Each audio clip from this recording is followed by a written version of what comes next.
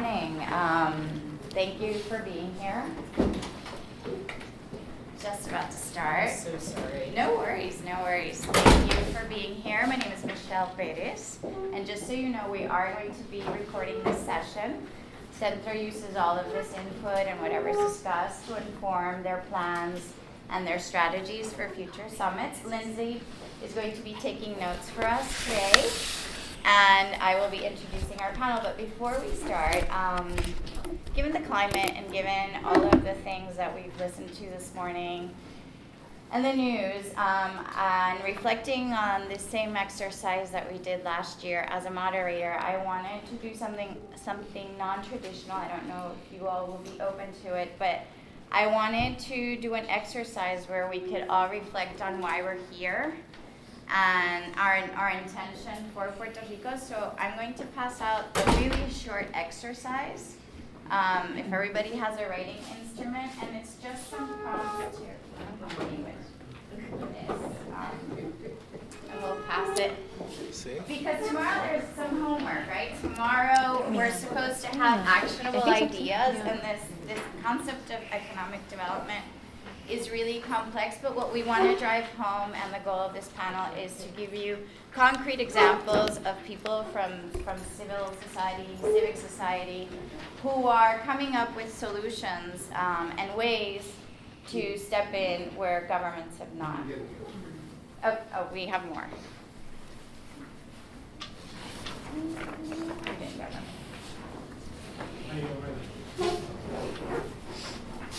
So take a look at the exercise and basically, think about what is your desire for Puerto Rico, and answer that question. Just again, think about what your intention is here.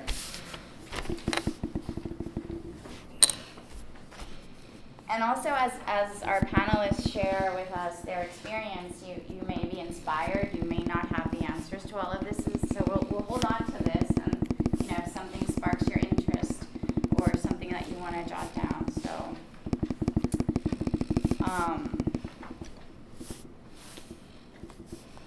And then, what actions can you take to help?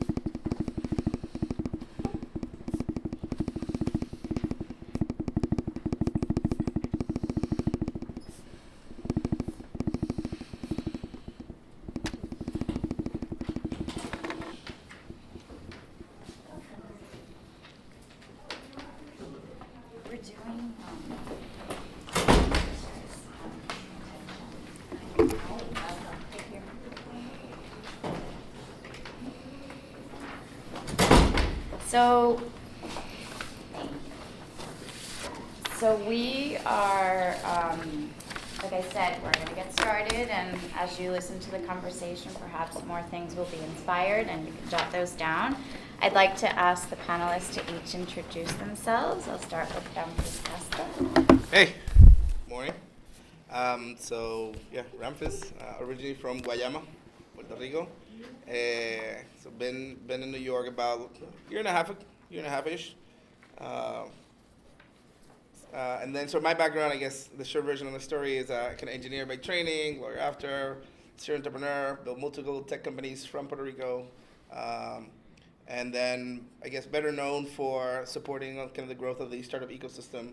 So creating everything from the Startup Weekend franchise, which is now bringing in October the Global Techstars Summit, the Founders Institute franchise, which feeds the Probably 18 initiative, designing the Probably 18 initiative, helping fund it, and then now helping also advise the Puerto Rico Fund of Funds for creating new funds that invest in startup companies in Puerto Rico.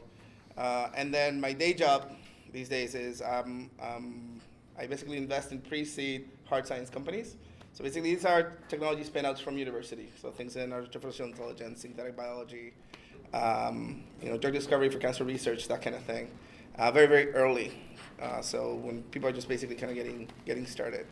That's me. Dyanis. Good morning, everyone. I'm Dyanis de Jesús. I have been in New York since 2011. I moved to the U.S. pursuing, professional development in 2007. What brings me here is my work with the creative industries. I have been, my background is in creative sector and also business. And I have been involved I'm very interested in the model of the creative economy for the last 5-6 years.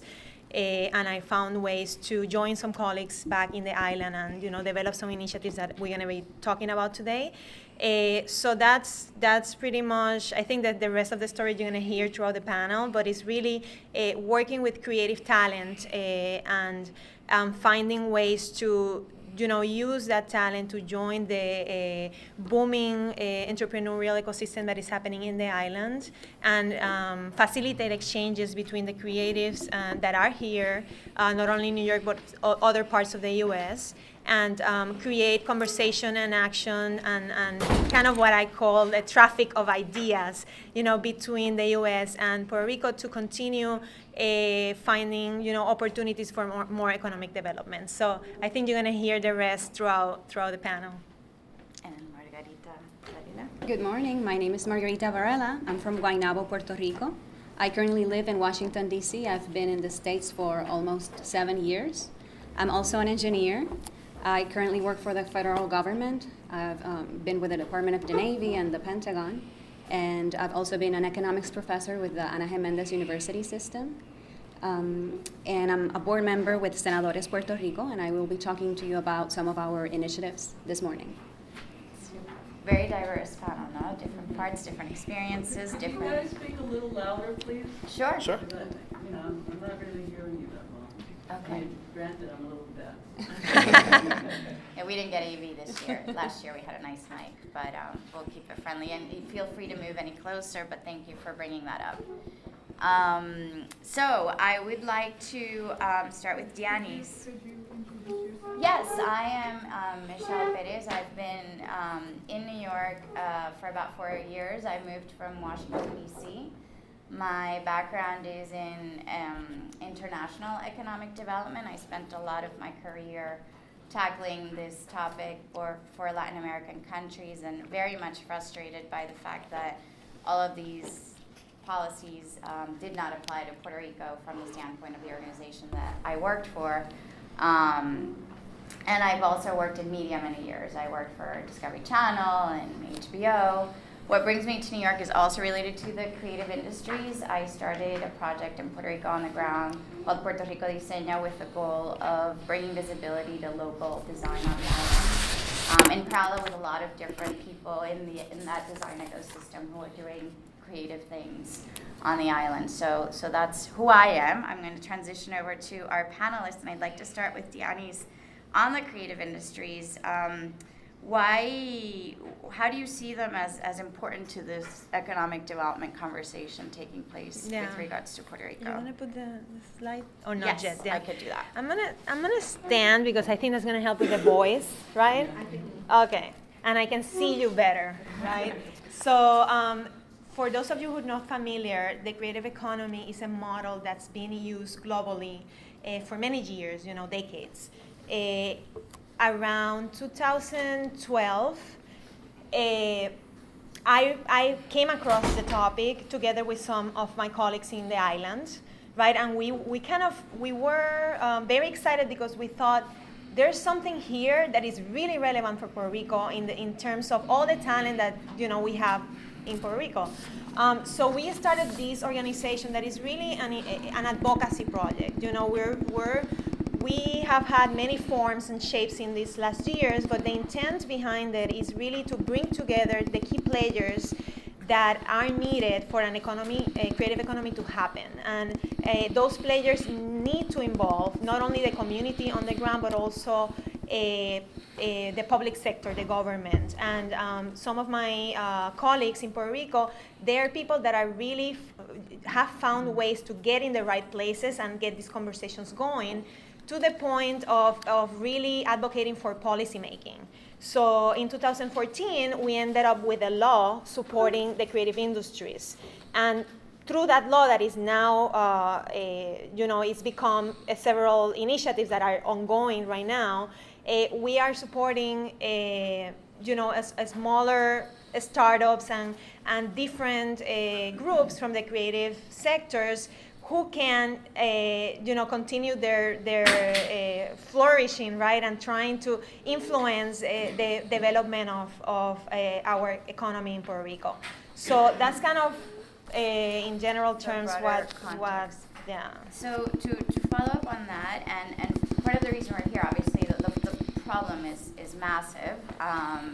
But what we really want to highlight is how people coming together, individuals like all of us in this room, can take a project from idea to law. So can you talk a little bit about how the group came together and created that advocacy piece between public and civil society, the private sector? It was a private sector driven initiative that became the law, as I understand it. So again, there's no magic formula. It's really just people wanting to do something, right? So at the time when this began, I was a student finishing my master's degree here at Pratt Institute.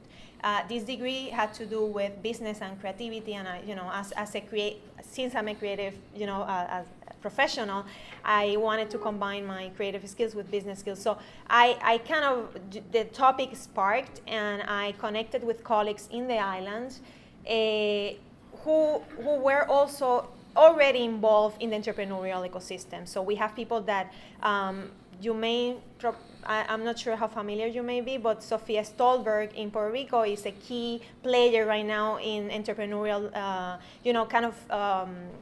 supporting the entrepreneurial ecosystem in Puerto Rico, and Ricardo Burgos, who is an entrepreneur and also has been very involved with the government down there. So somehow we managed to connect via phone calls, via Skype, and we got this conversation going, and started discussing the potential of a creative economy, what needed to happen, who were the players that we needed to get, into and to get access to. So knocking on doors, we were able to connect with the city of San Juan and the mayor at that time, who was Carmen Yulín. I think she's still the mayor, right?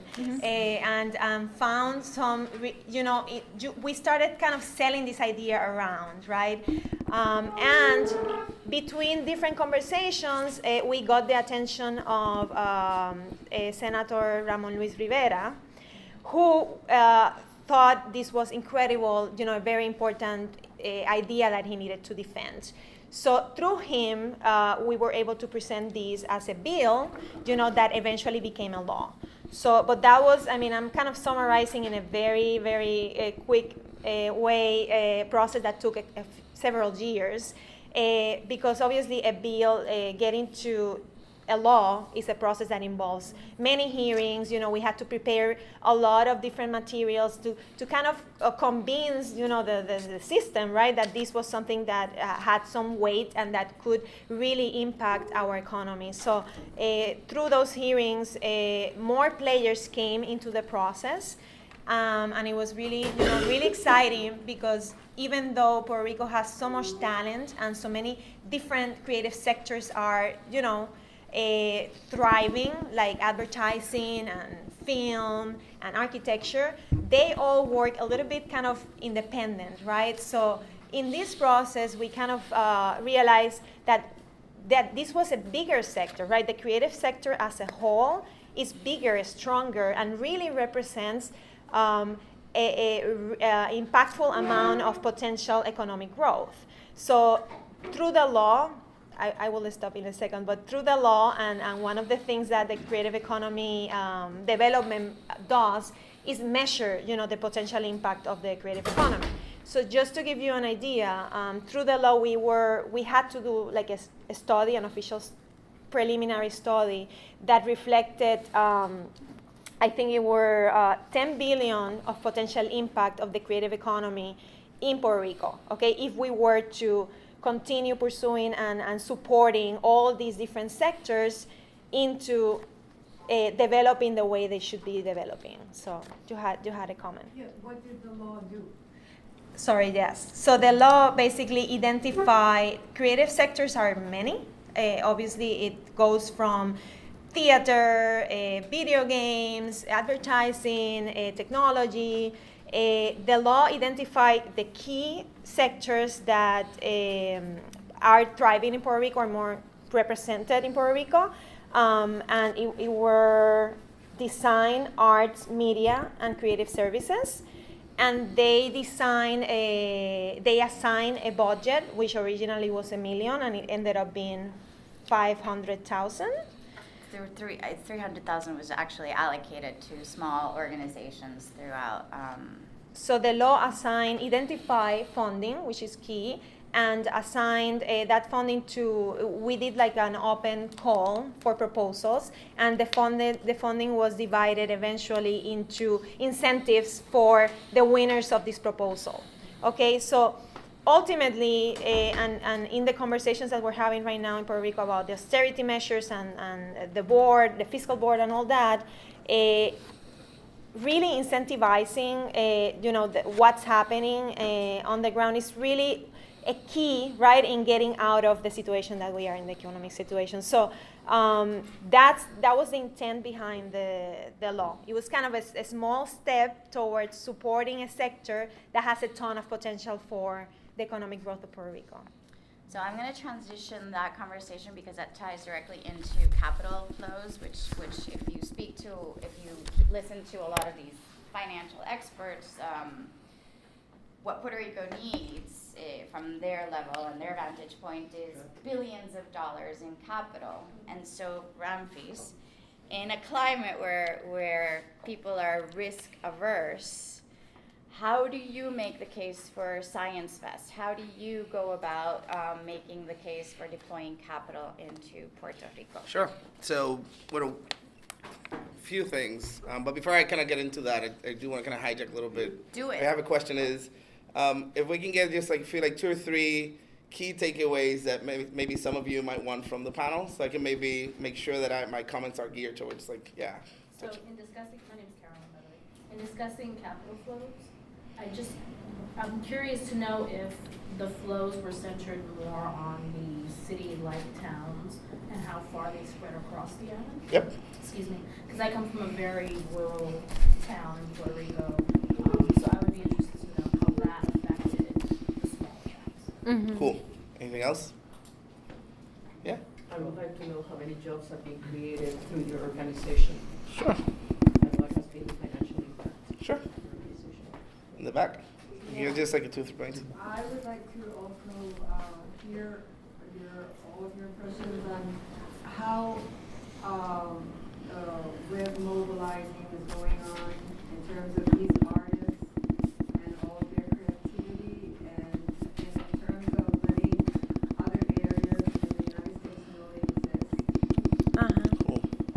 more, I guess. Yeah, I'd like to know about building the agricultural base of Puerto Rico, what's being incentivized in that area. Cool.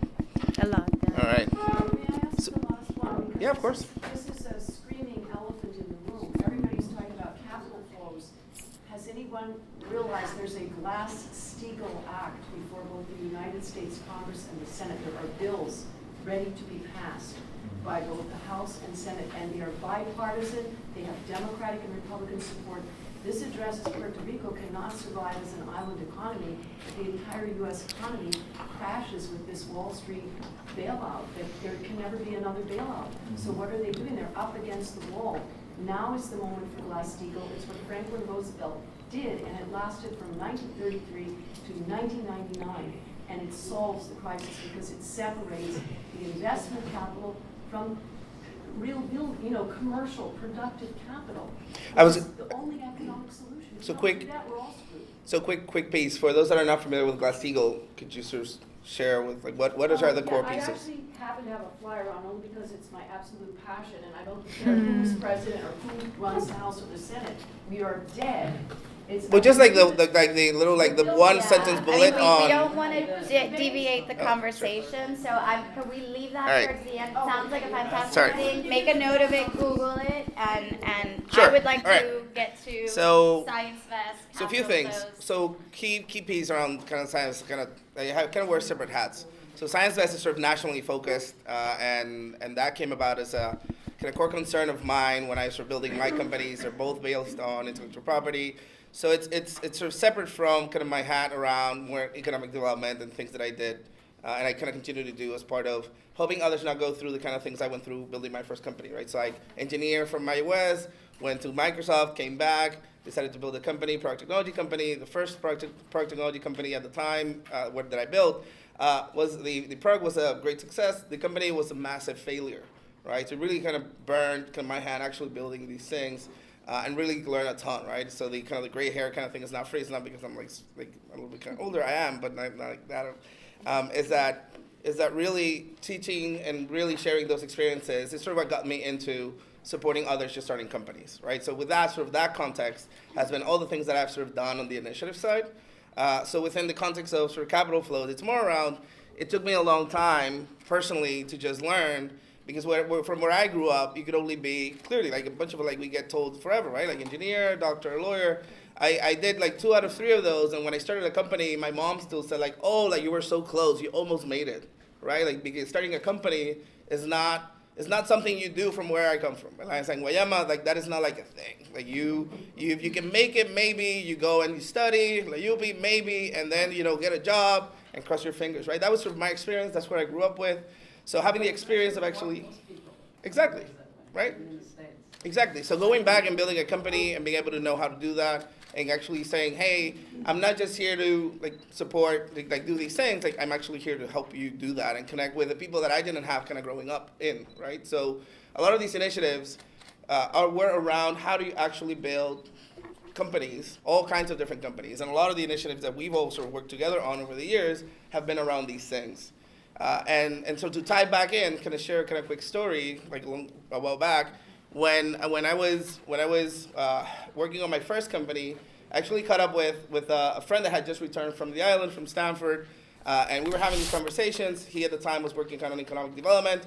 I was just trying to survive, kind of get by in that first company, and his entire idea was around, there's this opportunity for Puerto Rico to actually attract kind of aerospace type jobs. Because it's sort of within the U.S., but it's kind of heavily regulated, so you can actually attract that. And I was like, great, because I'm in Puerto Rico, but all my friends and a lot of our engineers are spread out across most of federal contractors everywhere. So a lot of the project managers that have gone to school with me and others were at Raytheon, Lockheed, Navy, and a bunch of places. And they really didn't have any kind of core relationship like with the island other than going back for Christmas, right, that kind of thing. So I told Marcos at the time, Marcos, I can help you kind of connect the dots here because, this is not something that, people kind of know that they can even do. And long story short, that started with like 4 people around a round table, right, like the Lockheed Martin initiative. And that's over around 6,000 plus sort of engineers out on the West Coast, right? That's sort of just one sort of example of on the kind of economic development side, which is completely like private sort of driven. It's really helping like just us knowing each other and me and others knowing what everybody else does drive certain initiatives, right? So that's sort of tying it back to jobs. But around the ScienceVest piece, like and other jobs and initiatives. So for context, like the Probably 18 program is this kind of accelerator program where companies, both local and international, can go to the island and then sort of expand. And that's now over 100 plus seed or Series A funded companies that bring other investors from elsewhere. And that capital goes into the company. And those companies are across the board, everything from soap consumer brands to drones that are able to be deployed kind of in rivers for water quality. And a lot of these things are early, but they have sort of capital and they're sort of there. And then some of them have expanded and say, we have developers on the island and other people. Some are Puerto Rican, many are Puerto Rican-led companies, and then they go and have offices elsewhere, right? Similar to what we see work in different initiatives in different kind of locations. So the story around sort of ScienceVest is more around how can I sort of continue to be helpful in connecting the dots, right? And there are all kinds of different initiatives. One of the reasons I'm here is to learn more about things that you're all sort of involved with, because a lot of that connection between sort of what's happening from Rosa kind of stayed and then come here, a lot of that is lost in translation. And I'm still a year and a half in, trying to figure out like who's doing what, like how can I help connect those dots, and it's not a straightforward thing. No, indeed. So I think Margarita, speaking of connecting the dots and from a policy perspective and sitting in Washington, D.C., can you share with our group here some of the experiences of Cenadores and how that group of people with public policy expertise or sitting in key positions within the federal government are putting their efforts together to identify opportunities for economic development in PR? Sure. Cenadores Puerto Rico is a nonprofit organization that was founded in 2014, and it basically consists of approximately 70 volunteers with very different backgrounds. We have engineers, doctors, we have students, people that work in many federal agencies and nonprofit organizations. And our mission is to empower civil society, particularly our partners and other nonprofit organizations. And I would like to talk about 4 specific initiatives that we have worked on during the past 12 months to give you an idea of things that you could potentially do as civil society or the diaspora. First, this year we coordinated an event with Center for a New Economy, which is a think tank in Puerto Rico, and they are a non-political organization that focuses on doing public policy research and economic analysis research. And we coordinated an event for them to basically create awareness in the Washington, D.C. area of what's the current economic situation in the island, and also to help them promote their initiatives, since they are basically advocating in Congress on behalf of the Puerto Rican population. So we did that, and it was a very successful event. We had very good participation. We had congressional staffers attend. We also had the Puerto Rican Diaspora join us and other members of the community to learn about what's happening in the island. As a result of that, this wasn't planned, but the University of the District of Columbia, the School of Law, basically decided that they wanted to establish a partnership with a local university to give the students in DC the opportunity to go to Puerto Rico and learn more about what's happening there. So that's basically a collateral benefit, but that's something that would directly benefit the economy, right? In addition to that, we have been, let me see what we have next, so I can go in order. The partnership with the Washington. Okay. Yeah, we created a partnership with the Washington Center, which is an organization that provides internship opportunities to students in DC, mainly in congressional offices and also in federal agencies. Approximately 50 Puerto Rican students participate in this program, and Cenadores helped mentor the students because they have the responsibility of developing a proposal that has to be presented to the Puerto Rican Senate as basically as a project for this internship. So we basically became part of the process, started mentoring the students, participated as judges in the panel before those projects are presented in the Senate. And we're hoping that we can now get involved at the initial stage so we can help them define in what areas they want to focus on so we can have even more impact as being part of the diaspora. So that's the second initiative we have started working on this year. Yes, we're also very excited about a new project. It's our Adopt a School program, and this initiative was basically recommended by the Supreme Court Justice Sonia Sotomayor during the summer. We had a group of Cenadores meeting with her, and she said that we should consider getting involved with schools and students and contribute our expertise, our knowledge to them. So we identified an area of need, and we decided to focus on financial education because it's something that's not being offered in the island. So basically, we had a group of approximately 11 Cenadores volunteers, people that work in the Department of Education, others that work in the Department of the Navy. We have one of them here. Others, we have, yes, we have another one that works with NASA. So it's a very diverse group that started doing research on what programs were already out there that we could use as resources. We adapted those programs, and we went ahead and offered 4 workshops at a school in Puerto Rico, in Loíza, Escuela Superior Vocacional de Loíza. So we launched the program this year with the help of students from the University of Puerto Rico, the Polytechnic University of Puerto Rico, retirees, and also the diaspora. We measured the impact of that pilot program, and we're now in the stages of determining what we want to do next, how we want to grow this initiative to see how we can potentially impact more students, because we know that if we provide them information on what's the importance of investing and also the importance of, or what are the benefits of being an entrepreneur, we can also impact, the economy of the island. So what I really like about these examples that you're sharing is that I'm guessing that this is all volunteer-based. Mm-hmm. There was no capital. It's not like you had this great budget to finance this initiative. You're really leveraging talent, right? Mm-hmm. You're focusing on the diaspora that is in unique positions here because of all those years of schooling, Universidad de Puerto Rico, and we're putting it into practice and capitalizing on that desire to help and give back. And so one of the, I don't know if you're familiar with Cenadores, but the reason it's Cenadores with a C is because they started, the organization started by gathering for a meal together.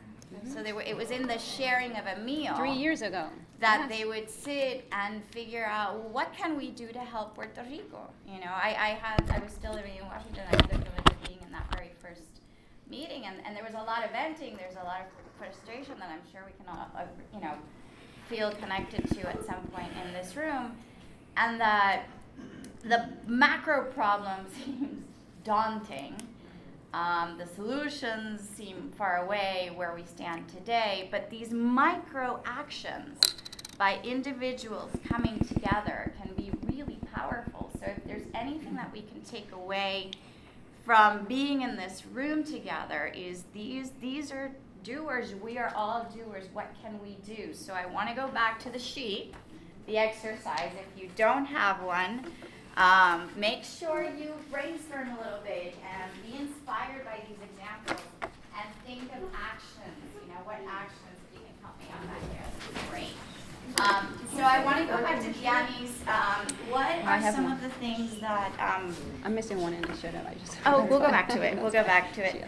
The PRCI, can you tell us what you guys are doing today, right? Because we talked a little bit about the past. Where is the organization now? Where are these efforts now? Yeah, so like I said, this initiative, as we call it, because it's very grassroots, right? But it depends on government relationships and the public and the private sector. It depends on collaboration. So we kind of turn on and off, constantly throughout the years since we started in 2011, 2012. So just recently, we were able to get another official agreement with two organizations that are key in the government in Puerto Rico, which is the Trade and Export Agency and the Science, Technology, and Research Trust.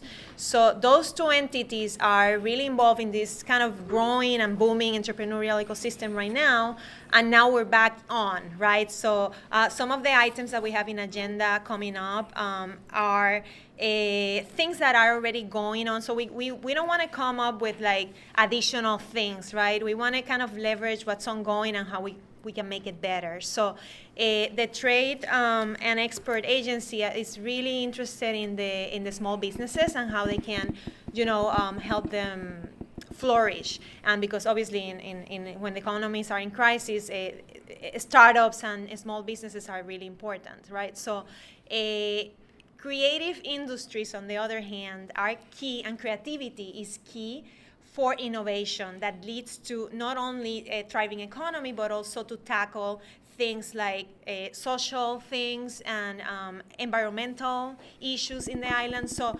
creativity can be infused in other sectors. It's not only about the creative sectors, but it's how creativity can live, in other sectors. So we're gonna be creating it's like a curriculum to embed in a program, an existing program for a small business development that involves creativity and how creative thinking can, improve whatever, traditional training they have going on with these sectors. Does that make sense to you guys? Yeah? It makes sense. I just want to know, specifically, which companies, which corporations are you, when you say the private sector, what companies are you, reaching out to and what is their involvement? Yeah, I mean, private sector. Part of this in terms of the entrepreneurship and the stimulating either the creative sector or, this ChicaPReneurs. And I can't read yours. Is this do you reach out beyond the United States in terms of establishing relations with other countries that are doing really innovative things? That's a great point, and I'm glad you brought it. So far I see it's all circumscribed with the States. Yes, and that's Puerto Rico, I know it's very creative, and I think it's really limited by just searching for ideas coming here.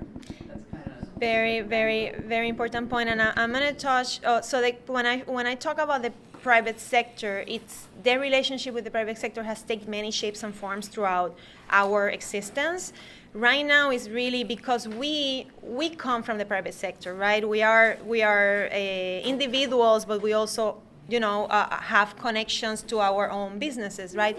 So right now is really in the current agenda is really about how we can leverage our knowledge to bring to programs that the government, the public sector has. So they have this program to support small businesses, and me with my knowledge and my colleagues with my knowledge from the private sector, I have a career in advertising, I have a career in marketing, and my colleagues have their own different careers.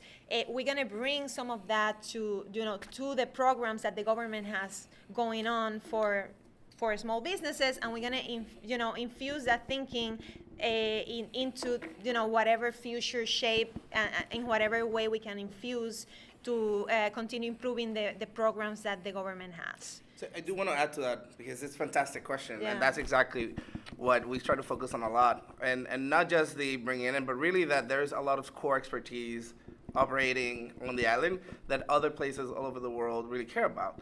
And one is on the connecting the ecosystem side, right? So one of the initiatives, I kind of mentioned them earlier, actually connects the local startup ecosystem. So this is not, unfortunately, for all kinds of companies. It's for certain kinds of companies that are more innovation driven. There's some kind of something at the core, intellectual property, whatever that is. And one of them connects San Juan, and has connected over the past years with over 600 startup ecosystems globally, right? That's the first startup weekend, and that's the global initiative that they're now, after all the work that Puerto Rico has done, and people there, people like Nerma Albentorio, through Centro para Emprendedores and others, they actually have demonstrated just how much expertise, how Puerto Rico leads in actually building ecosystems globally. So now you have 600 ecosystem leaders, so similar people like there exist in Puerto Rico, but from all over the world going there to actually meet up. Another is the Founder Institute initiative, which was Founder Institute. And Founder Institute is an idea stage accelerator. It's sort of based out of Silicon Valley, but it operates globally in 173 cities, over 40 countries. And those, also Puerto Rico, when it kind of got started, also end up leading, supporting directors. So that a bunch of these directors, mentors, and others would cycle through Puerto Rico, where before they would maybe just go because for travel or like vacation. Now, because there's so much of everything going on at the kind of under the surface, and now more and more public, people go in and say, oh, I'm just going to spend a few months in Puerto Rico and help the companies. And then also Puerto Ricans that have left. Both. They're all kinds. It's all kinds of everything. Puerto Ricans that were kind of born and raised here, and they kind of never knew that we're like an ecosystem, so they now sort of moved back and are now serving as mentors. Others that have grown up in the island, left 20, 25, 30 years ago, made well off, then kind of returned and became investors. I don't mean to interrupt you. Sure. But it's like what you're saying begs the question, because Puerto Rico cannot establish its own relations with foreign countries. So what's challenging, we'll push back on that. If you have a company and you suddenly want to develop this relationship. Yeah, let me tell you. So this is the thing that has been historically under leveraged, right? Like there's all this conversation. I grew up with this conversation, and it's still ongoing where, Puerto Rico can do X, Y, Z. But what most companies miss is that they can leverage the embassies and all the resources of the U.S. government, just like any U.S. company. I can go to Singapore, which we've done, and I can meet up with the U.S. ambassador at Singapore and say, hey, U.S. ambassador in Singapore, I need X. And he needs to do it. He's done it for a bunch of other companies. And that's a key thing. That's why Parallel 18 has been so successful in such a short period of time, because you have all these ecosystems globally. They all want to come to the quote-unquote U.S., so Singapore, Irish companies, Spanish companies, they all want to come in, startup companies, right? So they're raising their first few million, they're just getting started. They maybe have a few tens of millions in revenue. These are not multi-billion-dollar companies yet. And the reason they come is they want to become quote-unquote U.S. companies, and they can do that through Puerto Rico, right? So that's why you have so many companies coming from Chile. And these are the best funded companies, the best supported companies from Chile, from Mexico, from Brazil. They're sending the best that they have, and those are the companies that are coming into San Juan to stay there, not just to like swing by and be like, oh, this is great, and we'll leave. They're actually there now, which are some of the stories where that's where they need a lot of help. We all need a lot of help on like how many have heard of these stories? Probably very few. There's some that make it through all the noise about all the things that are going on, but there's a lot. Like if you go, I'd like to make sure that everybody gets a chance. there's to thousands and participate. thousands of I'll people open involved in this this to now. Q&A, So I don't know when. Yeah. There's just more questions on the back. Okay, so let's open it up to Q&A. Sure. Sure. Let's make sure that it's focused on the topic. We'll start with you. It's more like a comment rather than a question. Well, I'm quite concerned about that we were created again in Puerto Rico Dutch disease rather than a South Korea tiger. I mean, particularly in the sector of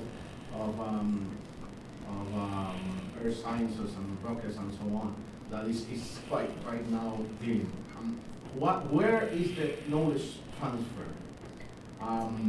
When we had the 936 Act, we forgot to do that quite change smoothly. So quick thing, and I'm not sure kind of what question, but you have to kind of set aside the knowledge transfer, no, it's not knowledge creation, right? So like people are actually there now, right now, from universities, capstone programs. They know what to do, but they need help. They need our help, right? And we go there now, and when we go there now, we say, what exactly do you need? And there may be immediate help. There may be some particular contact for front store out in New York, whatever that might be. But they know where they're going. Nobody needs to come in and tell them what to do or how to do that. And that's You need to do more of that, but that needs a lot of help, right? And now you have thousands of Right. these companies there. And that's a great point. It's being part of the solution. So there's so much that we can be critical about, and there's lack of this, and the tax incentives don't work, and and that's really the mindset that we have to shift out of, because we need to come up with new models and new solutions. And what we've been tasked with by Centro is, what are those new models going to look like? What should they be? That's the discussion I would like to invite the people present to have. So I'm going to, the woman in the, I'm an artist from Puerto Rico. I just came here like 2 days ago just for the summer. so you live I live in Puerto Rico. Oh, that's so Very cool. fantastic. Yeah. And one of the things that I am doing, because I went to see La Maria Calderon's Center for Development. The foundation, Mhm. yeah, Business, yeah, actually. yes, yes. And what they're doing is more or less what La Compañera dijo, but they're going to school. And I see Sila's going more to women. Yes. Like, Right. Mhm. Women's like this entrepreneurship, women. yeah. So, and they've had a great impact, Very They certainly gave me micro-enterprise faith in focused. myself. I did a webpage, I have a webpage, I'm gonna share it with all of you. And this is the first time I have a webpage, and I wanted so much to communicate with the Puerto Ricans in the United States. Okay. Because I've been living in Puerto Rico for 40 years now. And I have a question for you, because I know you're doing all these wonderful things, and I am part of that diaspora. But I have, for 40 years, lived in Puerto Rico, and I have felt very little in Puerto Rico towards us over here.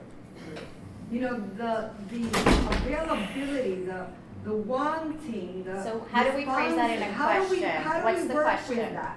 How do entrepreneurs work around something like that, which is like apathy or non-interest? So let me see if I understood what what I'm you saying? said. Like- You're saying from the perspective of an entrepreneur sitting on the island who wants to connect with a diaspora and sees maybe a potential market opportunity. I think what I'm saying is, like, what I'm asking is, how can we get the entrepreneurs in Puerto Rico to see and visualize us over here? that We're not doing enough of that, I think. Yeah, Because I've been I here want to for years. I'll jump in because that's the core thing I care about. I actually didn't mention, like, why am I here, right? Part of it was a conservatory training for my wife. My wife started a recovering attorney, and now, like, her passion was in theater. She was doing kind of theater and different things. So part of it, it's really a kind of tour of duty for us, like what are the stories? There's so much that is not exposed. So I've been trying to figure out, where are, for example, the media, like the culture piece, right? Like, where are the movies of the stories? So hang out at Pergonas as much as I can and be like, all right, wow, these are interesting. Can we take this to the island so that some of these stories that have been coming through theater and literature. Fritz did something that was very good. There's always been a lot going on. The thing is, how do you tie all those things together? Like Lausel, right? This company that made S2, they wanted to grow from Puerto Rico into Canada and Mexico. Yeah. And they were Well, I mean, a having a great hard example is Teatro Breve, who's, a new theater company who's been relatively successful. I think they're 10 years old and Yeah. they're presenting here in New York in El Clemente Soto Vélez. But in the expert thing, it's hard because it is hard. It is very difficult, but for anyone, right? So the thing, Film for you. yeah. It's called Bronx 3M. Okay. Well, I have to add that We'll talk. I emailed you already. Speaking English. They have politicized speaking English. I mean, English is talked about in what? In how many nations all over the world? Yes. And we have a So problem. let's keep the conversation focused on economic Right, development, with, yes. that traffic and connection between entrepreneurs it's happened for a long time and it's still happening. I know it's not that visible, but I think it's on us to make it more visible, right? So there's so many examples in the world of art and culture, but I want to just share one quick example of a group that we have here. It's called ChicaPReneurs, who is really this new generation, right, of entrepreneurs have a lot of mobility, right? Not only through social media and website and technology, but we actually travel back and forth to the island. So this group, ChicaPReneurs, is trying to support that traffic and make sure that the Puerto Ricans that are here, that are doing projects, can have the resources and support to go to Puerto Rico and continue doing those projects and expand those projects between New York and Puerto Rico. So that's just one example of something that's happening. And I know there's many like this in other sectors. It's hard to identify because there's not this one place where you can find them, right? But there's many different smaller initiatives that are happening that are supporting that connection. So I think that's an action item that I encourage you to think about. How can we make this more visible, and how can we get involved in some of them? And you just have to do it. I mean, I came across a lot of designers making incredible things, and nobody knew about them. So instead of complaining about that, I approached the people who organized the event, and I said, can I create a website for you? Nobody paid me to do it. And then it became a project, right? And it's a micro action that maybe turned into visibility. It's Googleable. People who want to do 3D printing on Puerto Rico write me. I know who to forward that email to, and that becomes business for somebody, right? I think one great example of actions is Margarita in terms of economic development, putting all this angst, I mean, writing columns I was and impressed, sharing. I saw that on the web, I was impressed, I was saying, look at that. You Yes, know, something- it was like your program, the economic development, Well, I was impressed with that. I said, with "Wow, the- look, something new." yes, we've tried to execute, right? To go from idea to execution, and to follow up on on supporting the startup ecosystem. One of the things that we have done is start summarizing, consolidating information on opportunities that are offered, for example, through Guayacán, Parallel 18, Piloto 151, and basically make all this information easy for anyone to understand, to see how they could potentially apply to these programs, and just give them more exposure. Another thing we have done, for example, is to summarize. You may have heard about Joseph Stiglitz going to Puerto Rico, the Nobel Prize winner, economist that is working with Center for a New Economy. Well, he was in the island, and we summarized his initial recommendations. And those kind of things I think are very, they help our partners, the people that are in the island working hard, that have the expertise. So those are simple things that people could do to support the initiatives that are going on. To add two initiatives to that, right? One, if you're Puerto Rico based, and it seems like you are, and there may be a bunch of others here, there's Yeah, something. I want to bring money to Puerto Rico. But one, in terms of the initiatives that are kind of already operating that might be helpful, one is called Colmena 66, right? And Colmena 66, the idea is you have a phone number where you can just call and say, what are all the resources available to me, right? So the idea is to make it that simple, right? Like I gotta call somebody, right, and say, hey, a startup, oh, there's this or this or this is where you apply, blah, blah, blah, right? And that's sort of, it's operating now. So giving visibility to things like that it's really where the challenge is now. The other is something called Puerto Rico Global. And the idea around Puerto Rico Global, there's another set of social entrepreneurs locally called Comprometidos, and it was like a lot of different millennials saying, we got to do something for Puerto Rico. They sit down and say, what can we do? We need to connect Puerto Ricans everywhere, not just Puerto Ricans, anybody, anywhere that wants to support and provide resources to Puerto Rico. And they created sort of this website with the support of local foundations called Puerto Rico Global, with the idea that you could all sort of sign up and say, this is what I can provide, and other people can sign up and say, this is what I need. And they sort of facilitate a lot of that exchange. And it's been operating for a while, and there's been a lot of stories, but again, I'll bet, most of people in this conference across the board never heard of either initiatives, right? So the media is a real issue, right? Media is not, and it's the thing. The way around that is social networks, is this, right? Like there's not that much we can really control on the media side. Like we've seen that not just in Puerto Rico, like really in the States it's a challenge, but we can know each other, which is why I'm spending the time here, because I'll be here talking now, but after, the idea is to really know more and just build this sort of relationships now. You have a question? Yeah, so we're here talking. Yes, do that. I'll get to you. Okay, you're next. So we were here talking about economic development, and I think we all can agree that you need capital to invest. But the other side of the coin is, are there investable businesses, businesses that have a good value proposition? Yeah. So my question to you is, have you faced that challenge? Yeah, so I thank you for that question, because that is So the question was, part of it is, if I understood it correctly, what are the investable businesses or investable opportunities on the island? And have I faced or others sort of faced challenges in finding those or supporting those, right? So like, if let's say there's $1 billion wants to go into the island, where does it go, right? Like, where do you put it to actually do work? And actually, And the reason I ask is because I think in the 90s, there was a private equity fund that went to Puerto Rico to invest in companies.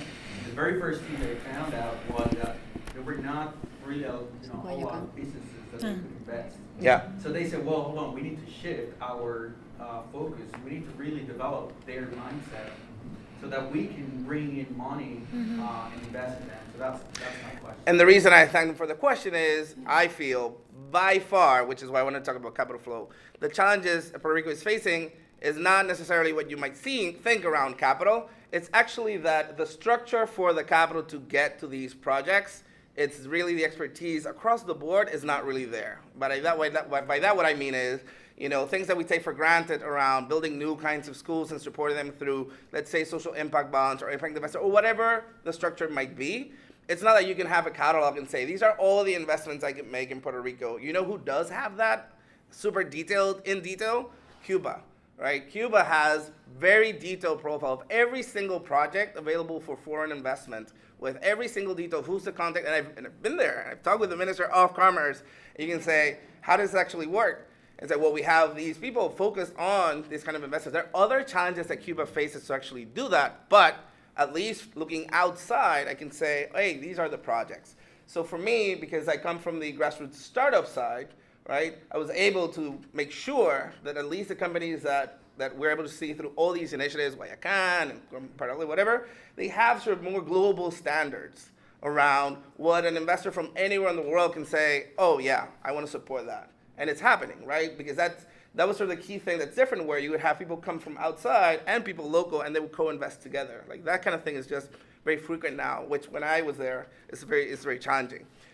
But you can't extend that to say, I want to build, I don't know what it might be, and it could be anything, right? It could be almost anything. It's very difficult to know and the trust, and is it going to work? And then there are other challenges around, like, the kind of legal side, and some things are Spanish, and people are not comfortable. So that is a big, massive issue, because now you have a lot of people for different, and Puerto Ricans included in this comment, a lot of Puerto Ricans that are there, that have moved with a ton of capital, and they're going to say, okay, I'm ready, I'm going to invest. And they're like, well, I can buy houses. All right, I bought the house. Like, what's next? Like, what can I do?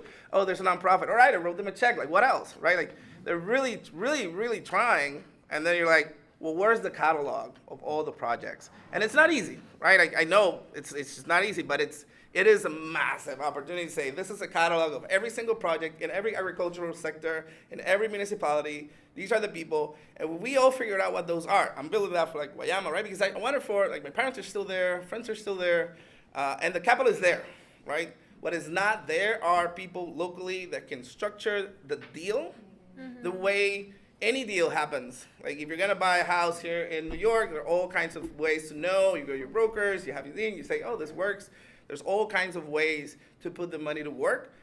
Not as straightforward in Puerto Rico, and then there's a lot of middle, and it's just not as sophisticated as it could be to make it easy, right? Make it easy for all of us to say, I want to put my 401k to actually the underlying investments to be in these kinds of projects for impact in Puerto Rico, right? Low interest rate loans, community development. I want to be a guarantor for a co-op. So where would you start addressing that issue? Like, where would you? Well, I want to say something about that too, because I think that the good thing that's happening is that we have this ecosystem, right, that is kind of forming and getting bigger and bigger and bigger, and initiatives that are more organized are making more visible some of these other, like you mentioned, Parallel, who's an accelerator, but we also have now a series of events that focus on innovation. You mentioned agriculture. There's now AgroHack, who's also a conference that brings, visibility to what's happening next in the agricultural sector, together with technology. So I think little by little, there's this growing ecosystem that is bringing visibility to some of these initiatives that maybe are connecting the dots, like Ramphis says, between people from outside, be Puerto Ricans or not Puerto Ricans, that are coming to the island and can actually see, oh, wow, look at all the things that are happening. How can I be part of this? Just a quick anecdote. Recently, I want to get to the question. Okay, sorry. And I do want to answer your point though, because that's what I'm focused on now. Is on what your question was going to be around. How do you tackle that? So what am I doing actually now? And the challenge is you need managers. You need people that say, oh, I'm not just going to buy a house here or there. Or I'm going to do sustainable housing for low income, right? I'm just going to do one. I'm actually going to do 1,000 of these. Somebody has to take on that project and say, I'm going to do it, right? So finding those people, and there's a guy called David Geeter, Puerto Rican, studied sustainable development out of Stanford, has all these other relationships, spent his own time to spend time in Puerto Rico within the group where he grew up and say, hey, I have all this technology from Stanford, all these relationships. We're trying to figure out how we can buy all these kinds of kind of the impact side so that we can actually support farmers and give them like no interest type loans. None of these like loans that, it's like literally a loan that if it goes to zero, who cares, right? That kind of money. A public bank, not a private bank. I'm sorry? In farming, you need public banks, not. It could be private because now there are all kinds of philanthropic dollars that are now shifted. That it's not a straightforward way to how to put it to work. But what I'm doing now, I know an answer. cool. But wait, let me just finish my thought. Is training the managers is a key piece, right? So and those are managers that are local. So people like Semijetto Ventures, right, starts a new fund that is focused on investing in agricultural products. Well, they don't have all the relationships that might need, and they might not have all the training. So I spend time with them, kind of what we've learned over the years. Other people that have way more experience than us on how to make those kinds of investments, because that's not the kinds of investments that we make. So what's the time frame? Wait, So this is all happening in real time. We have a question there. Thank you, sir. It's been a lively discussion. I'm just interested in the state of the alternative energy economy in Puerto Rico. What's going on with that? I'm sorry, Ken? Energy economy. Energy economy. Green energy, yeah. Alternative energy. What's the question? Alternative energy. I mean, there's certainly activity, alternative energy. Right. I have one example of a colleague that TEPS, right? He was not even an entrepreneur. He was just a common person that came up with an idea because he was trapped in traffic with his son, and he thought of an idea that led him to develop this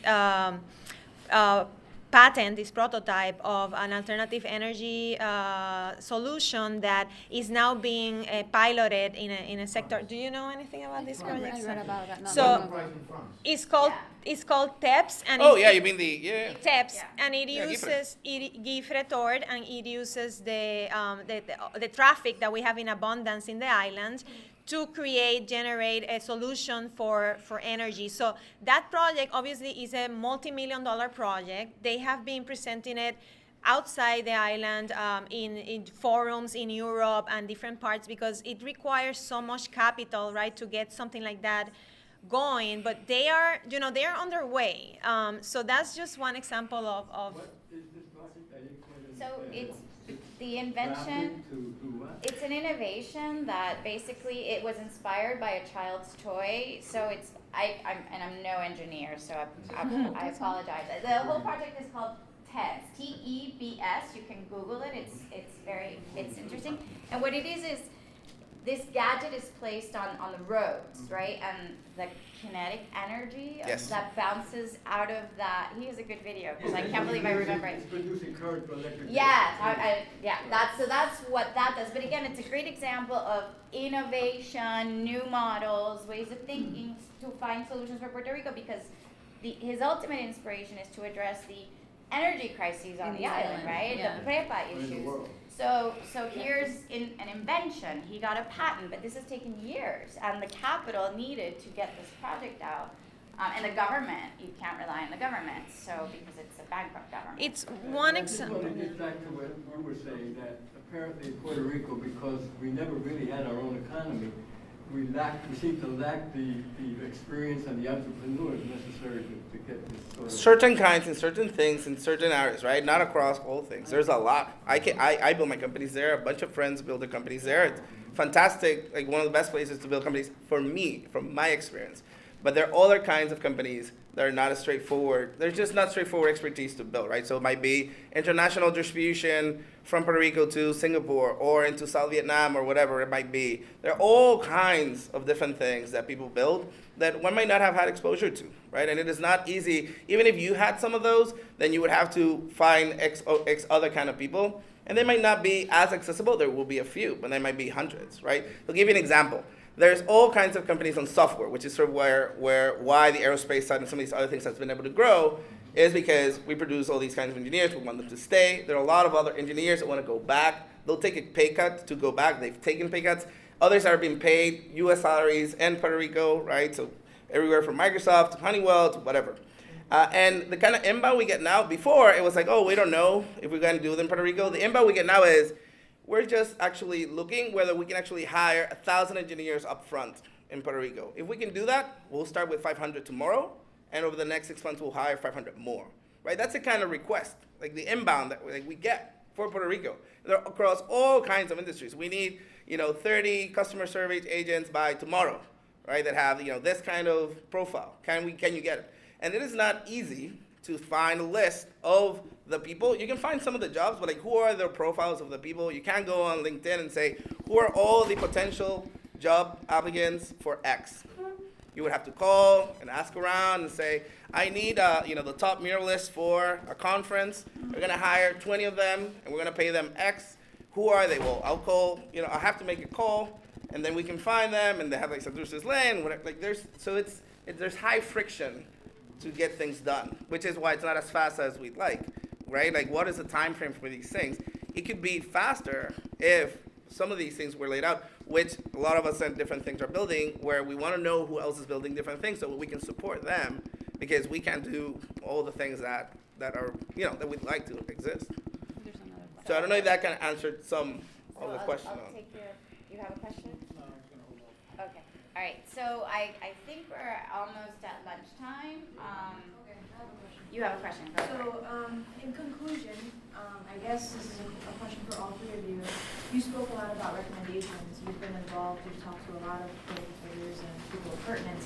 So I'm just wondering, based on the recommendations that you've received recently, which of those are actually being put into play or are already put into play within your organizations? Recommendations you mean from the Economic development Mhm. structure. You spoke of certain conversations.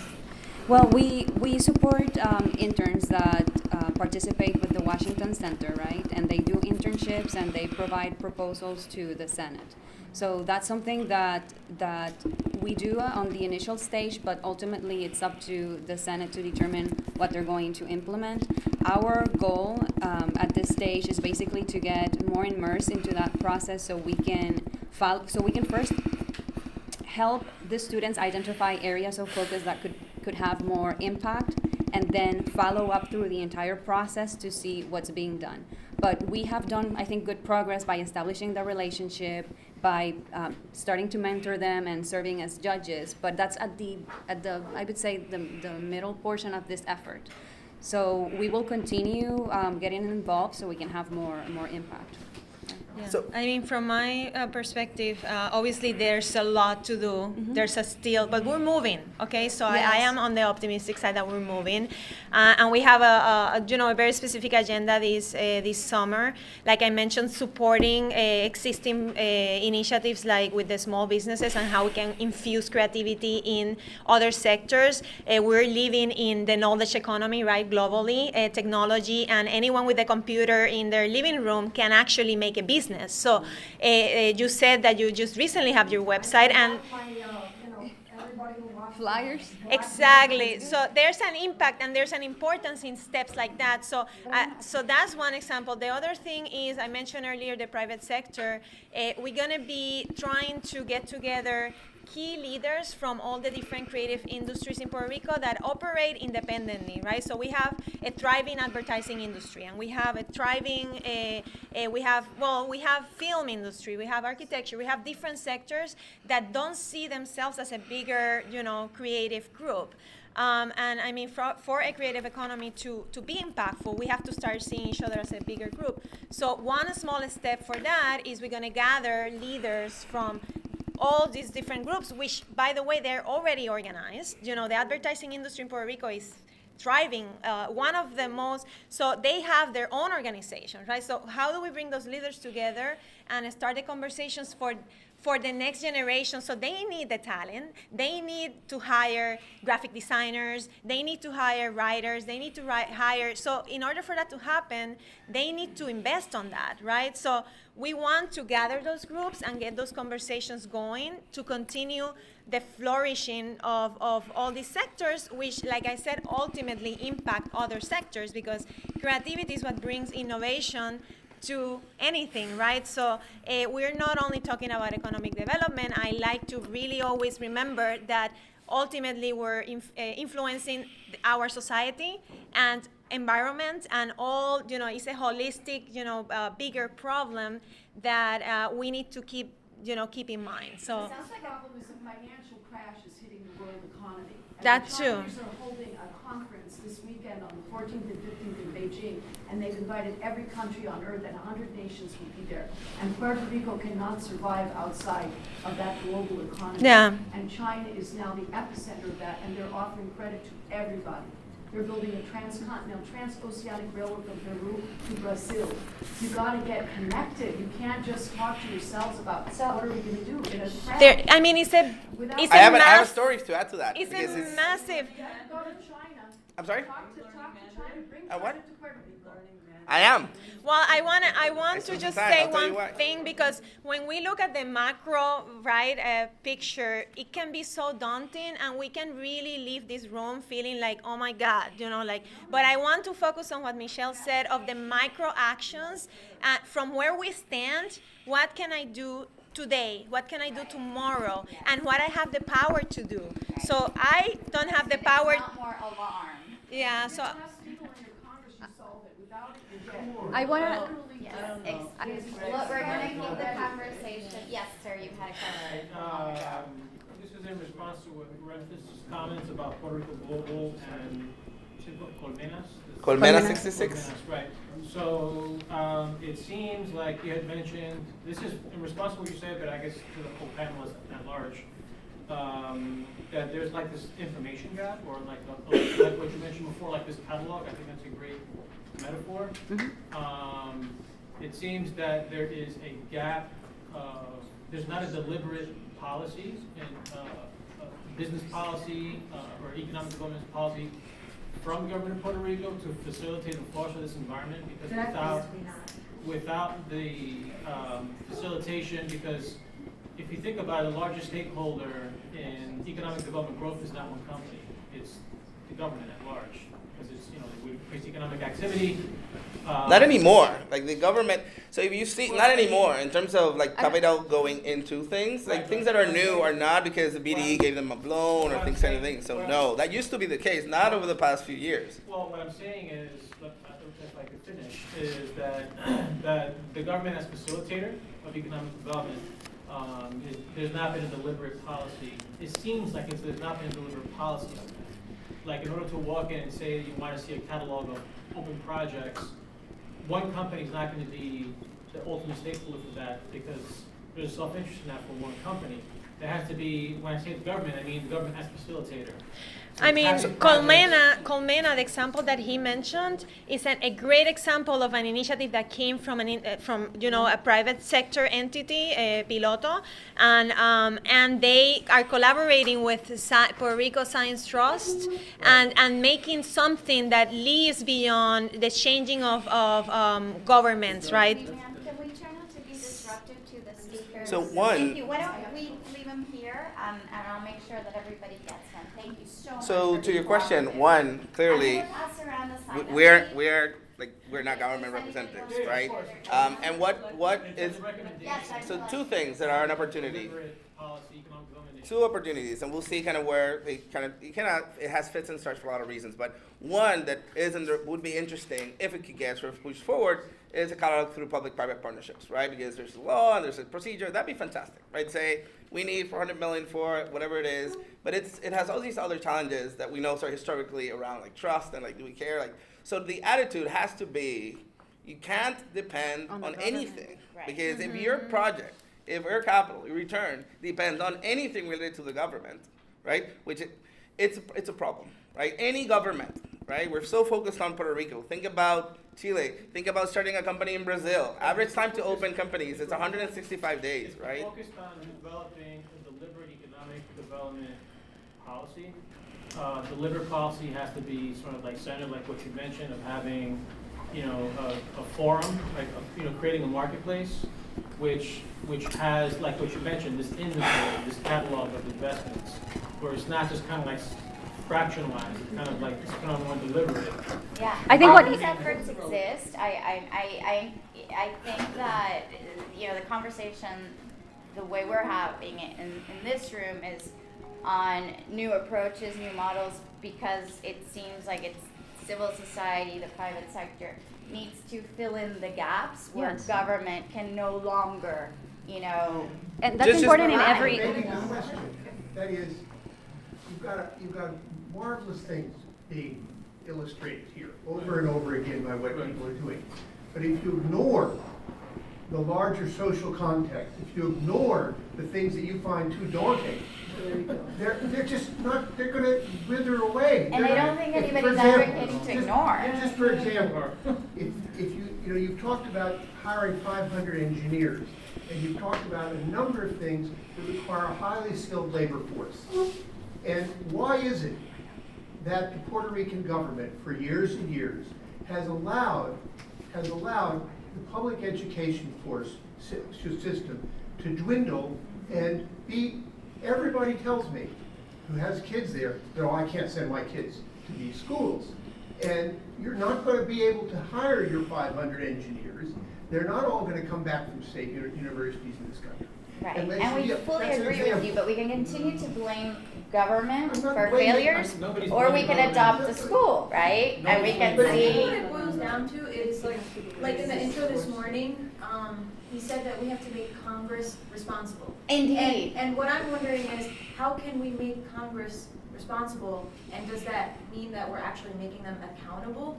Because then it draws a bigger issue. So how do you do that? Does anybody have an answer? How do you go about that? And we're not gonna speak about China, so I'm gonna Go to table your that. congressman, Yeah. go to your Well, that's- congressman, and you stay on their case, and they sign on to Glass-Steagall. You No, go to your- Puerto think Rico about doesn't it have a that way. congressman. You're a New York congressman, you pay taxes here, you hold them accountable.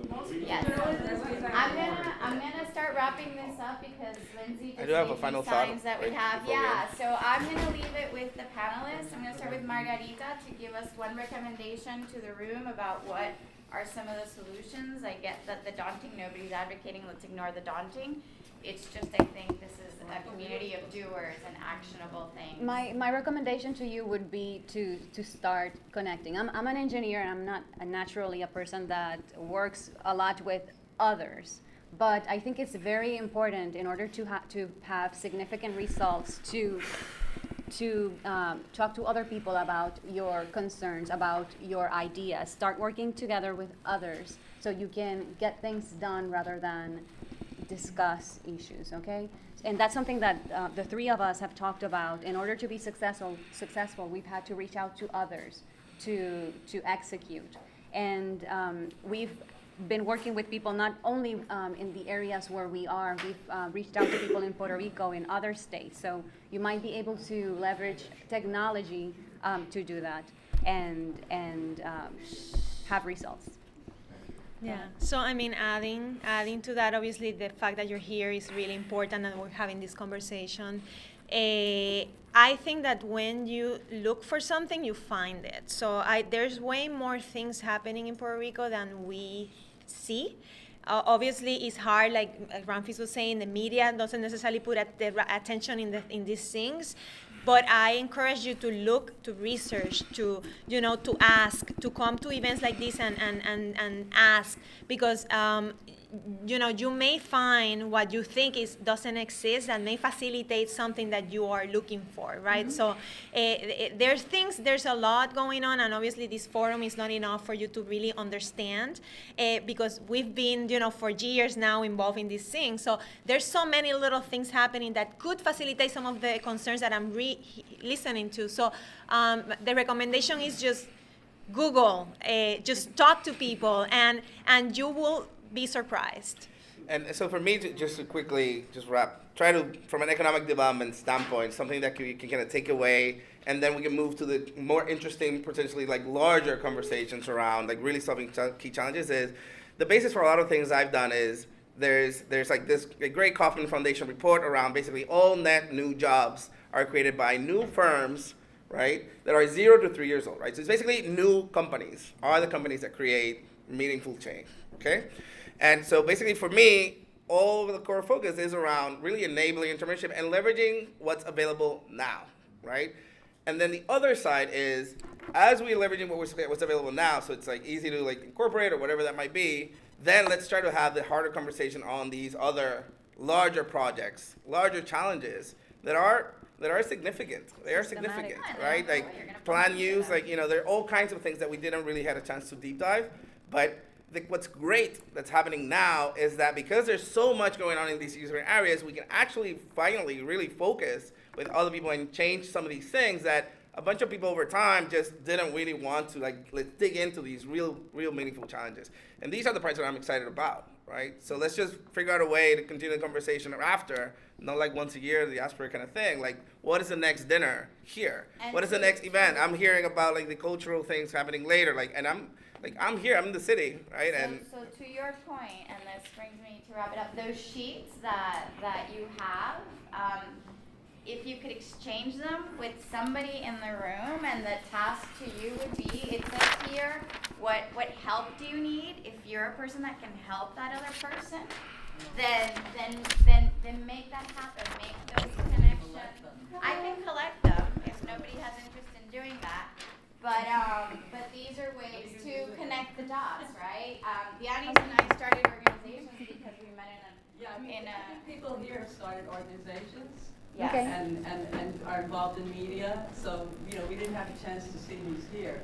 But a lot of people here, I think, have been working, are professors. That's what I like. We know. Great. The opportunity for exchange. I'm staying here. Like, I'm not going anywhere. So it'll be good. Exactly. So it's doing No, I mean, we know. We know that you are all, leaders in your own world. So I think that's why this exchange is so important.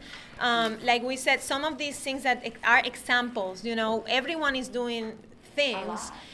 But like in her example, my initiative started with a phone call with one colleague. Her initiative started in a dinner. So I think it's like, how do you take what you're doing and like take it further? It can be just somebody that you talk to. I don't want anybody to miss one thing. I don't want everybody to miss lunch. So if anybody's hungry, feel free to go. But if I'm gonna be here. I'm gonna listen to Okay, it. I think that we're also Fantastic. about interaction. All right. Can you make Thanks. Thank you for the available question. emails to everybody here, so that if they wanted to meet. I'm sorry? or else- I'm sorry? I'm suggesting that that you make available the emails. Oh yeah. So my email is Ramphis at ScienceVest, and I'm very easy to find. I don't have a card with me. Yeah, but Ramphis at ScienceVest for sure. Because I'm out of cards.